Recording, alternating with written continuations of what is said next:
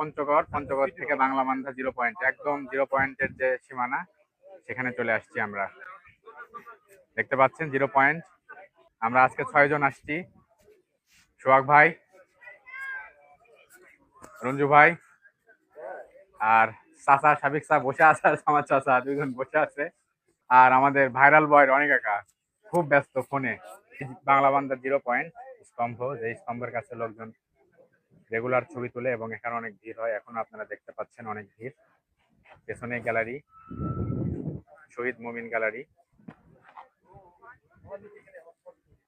চারিদিকে ঘুরে দেখছি, আমার পেছনে হলো সেই কাঙ্ক্ষিত বর্ডার। ও সেই বর্ডার এলাকা, বাংলাদেশের শেষ সীমানা।